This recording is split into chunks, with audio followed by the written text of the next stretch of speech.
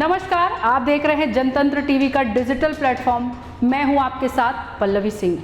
हिंदुस्तान का इतिहास मुगल आक्रांताओं की बर्बरता से भरा हुआ है।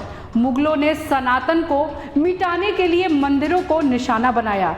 आज किसी भी मस्जिद या मजार की खुदाई होती है तो उसके नीचे से सनातनी सबूत ही निकलते हैं।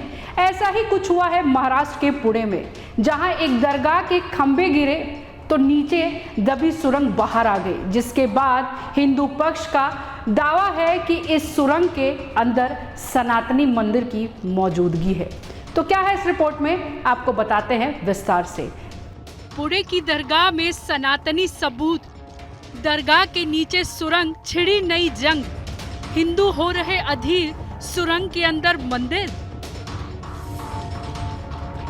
संभल में प्रशासन ने खुदाई कराई तो 1, 2, 3 नहीं बल्कि सैकड़ों सनातनी सबूत मिले। कुएं मिले, बावड़ी मिली, महादेव मिले तो बजरंगबली भी मिले। अब संभल से 1400 किलोमीटर दूर पुणे में एक और सुरंग मिली है। हरे रंग की जर्जर इमारत के सामने चादर चढ़ी मजार और मजार के ठीक नीचे से झांकती सुरंग ने पुणे का माहौल गर्म कर दिया है।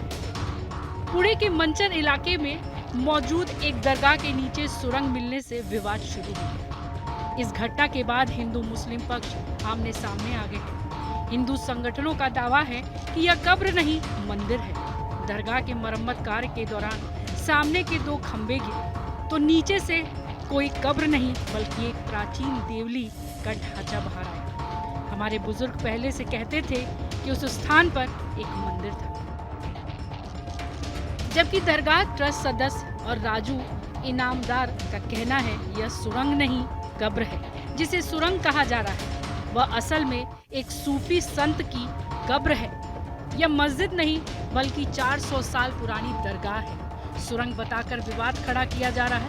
असल में एक कब्र है जिसे बारिश के कारण नुकसान पहुंचा। यह दरगाह हिंदू मुस्लिम एकता का प्रतीक है।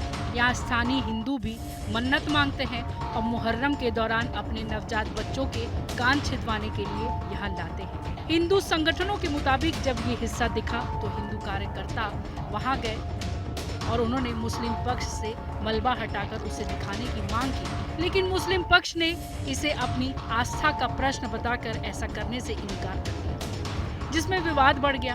प्रशासनिक बैठक में केवल अस्थायी स्टे लगाने का निर्णय लिया गया, लेकिन मुस्लिम पक्ष ने रात में ही वहां एक नए सीमेंट कंक्रीट के खंभे बनाने का काम शुरू कर दिया ताकि मंदिर के ढांचे को हमेशा के लिए ढक दिया जाए। हिंदू कार्यकर्ताओं ने इसका विरोध कर रात में ही काम रुकवा दिया, जिसके बाद प्रशासन ने धारा 144 लगा दी। पुणे जिले में आंबे गांव तहसील में स्थित मंचर का यह प्राचीन कस्बा धार्मिक विवाद की वजह से सुर्खियों में है। लेकिन विवाद सिर्फ धार्मिक भावनाओं का टकराव नहीं बल्कि इतिहास, परंपरा और सामाजिक सौहार्द की जटिल परतों से जुड़ा हुआ है। यह जगह सदियों से सूफी संत की याद में बनी हुई है। स्थानीय लोग से बात करने पर पता चला कि यहाँ मुहर्रम, उर्स और पंजों की शोभा यात्रा सालों से चलती आ रही है। सबसे दिलचस्प बात यह है कि इस दरगाह पर चादर चढ़ाने का अधिकार गांव के महाजन उपनाम वाले एक हिंदू परिवार के पास है। यह परंपरा हिंदू मुस्लिम एकता की एक जीवंत मिसाल है, जो आज के विवाद में हमें सोचने पर मजबूर करती है कि हम अपना साझा विरासत को क्यों खो रहे हैं। नगर पंचायत ने हाल ही में दरगाह के सौंदर्यीकरण के लिए 70 लाख रुपए मंजूर किए थे और इसी काम के दौरान दीवार का बड़ा हिस्सा गिर गया। इस घटना के बाद हिंदू संगठनों ने दावा किया कि नीचे मंदिर जैसी संरचना है, जबकि मुस्लिम पक्ष ने इसे सिर्फ दरगाह और कब्र मानता है। इसकी असल सच्चाई तो वैज्ञानिक जांच से आएगी। फिलहाल शिलालेख और ऐतिहासिक संदर्भों की बात करें तो मंजर निजामशाही काल में एक महत्वपूर्ण व्यापारिक केंद्र है। यहाँ की पांडवकालीन बावड़ी और 1344-45 ईस्वी का शिलालेख इस कस्बे की प्राचीनता को प्रमाणित करता है। शिलालेख में मणिचर नाम से गांव का उल्लेख है, जिसमें विश्वकर्मा द्वारा बसाए गए नगर, लादी देव और पाटिल पद की परंपरा का वर्णन है। यह दर्शाता है कि 14वीं शताब्दी से यहाँ एक व्यवस्थित समाज और धार्मिक परंपराएं मौजूद हैं। ऐसे ऐतिहासिक प्रमाणों को विवाद में घसीटने के बजाय उन्हें संरक्षण की जरूरत है ताकि आने वाली पीढ़ियां अपने जड़ों से जुड़ सकें। मंचर में पहले भी धार्मिक तनाव के मामले देखे गए हैं, जैसे वक्फ बोर्ड की जमीन पर विवाद या गणेशोत्सव और मुहर्रम के दौरान झड़पें। इस वजह से इसे संवेदनशील क्षेत्र घोषित किया गया। लेकिन साथ ही यहाँ की सौहार्दपूर्ण मिसालें भी प्रेरित करती हैं। महाजन परिवार की चादर परंपरा, दोनों समुदायों को मिलकर त्योहार मनाना और व्यापारिक सहजीवन, यही नहीं बजरंग दल का सदस्य भी यहीं से हुआ था, जहां चंद्रशेखर बाड़खेले ने संगठन खड़ा किया और धर्मवीर की उपाधि पाई। हाल के वर्षों में हिंदू संगठनों की बढ़ती सक्रियता को देखते हुए लगता है कि संवाद की कमी इस विवाद को और भड़का रही है।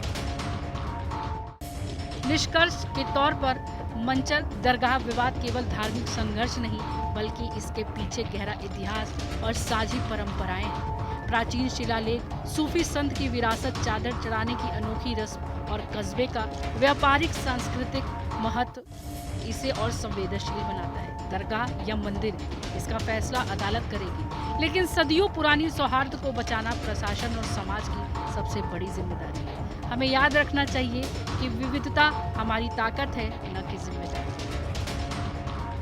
अब पुणे की दरगाह में मिले जो सनातनी सबूत हैं, उस पे जो सवाल उठ रहे हैं, हम उसके बारे में जानना चाहेंगे कि आखिर वो सवाल क्या है। दरगाह की खुदाई में लापरवाही क्यों की?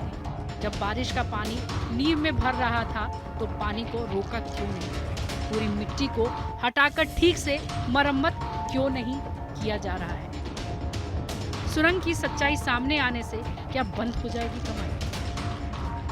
फिलहाल मंचर कस्बे के इस मोहल्ले में तनाव है।